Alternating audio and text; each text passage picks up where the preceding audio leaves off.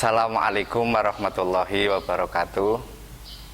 Innal hamdalillah nahmaduhu wa nasta'inuhu wa nastaghfiruh wa na'udzu billahi min syururi anfusina wa min sayyiati a'malina may yahdihillahu fala mudhillalah wa may yudlilhu fala hadiyalah. Asyhadu an la ilaha illallah wahdah la syarikalah wa asyhadu anna Muhammadan abduhu wa rasuluh. Amma ba'd. Puji syukur kehadirat Allah Subhanahu wa Ta'ala yang telah memberikan banyak kenikmatan kepada kita hingga kita dijumpakan dengan bulan Ramadan dan kita dapat melaksanakan amalan-amalannya. Mudah-mudahan saudara kita yang tidak bisa melaksanakannya diberi kemudahan jika ia sulit, diberi kesehatan jika ia sakit, dan diberi hidayah bagi mereka yang tidak melaksanakan ibadah puasa tanpa adanya halangan. Sholawat kepada junjungan alam Nabi kita Muhammad sallallahu alaihi wasallam. Allahumma sholli ala sayyidina Muhammad wa ala alihi wa ashabihi ajma'in. Tema Kilau Ramadan kali ini adalah 4 golongan orang yang diperbolehkan tidak berpuasa. Puasa Ramadan merupakan amalan yang paling ditunggu-tunggu oleh umat Islam. Bulan Ramadan yang datang sekali dalam setahun merupakan bulan penuh rahmah dan maghfirah. Namun ada beberapa golongan yang diperbolehkan tidak berpuasa. Kemudian ada satu golongan yang tidak boleh berpuasa. Siapa sajakah mereka, Ananda?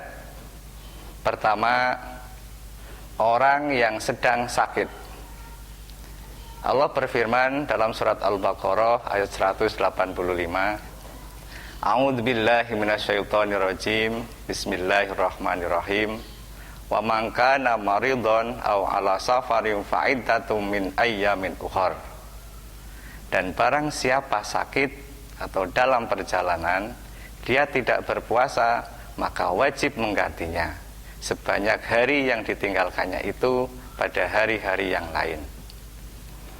Orang sakit yang diperbolehkan tidak berpuasa yaitu orang sakit yang jika ia berpuasa akan menambah parah kondisinya.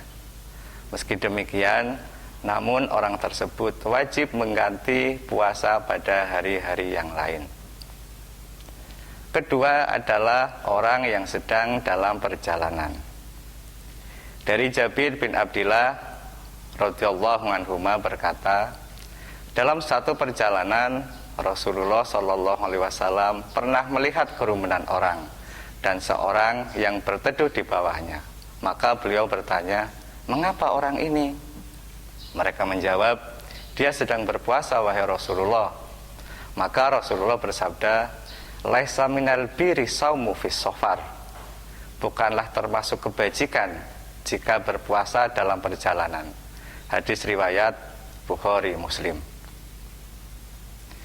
Jadi orang yang dalam perjalanan diizinkan tidak berpuasa ketika perjalanannya itu berat dan menyulitkan. Namun tetap harus mengganti puasa di kemudian hari.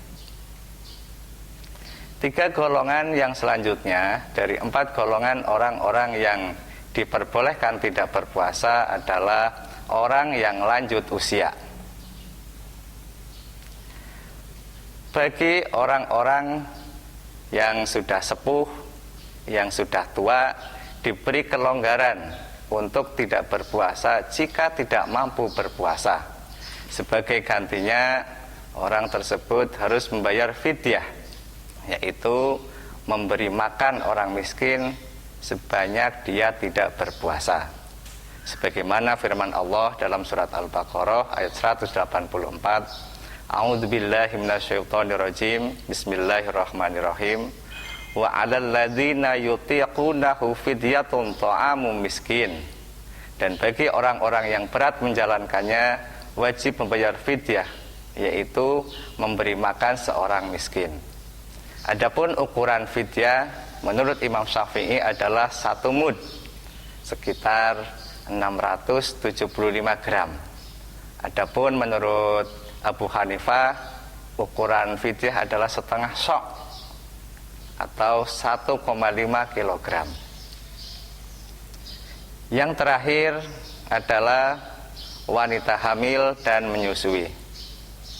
Diriwayatkan dari Ahmad dan Ashabus Sunnah, yang artinya sesungguhnya Allah memberikan keringanan bagi orang yang musafir, berpuasa dan sholat, dan bagi wanita hamil dan menyusui berpuasa.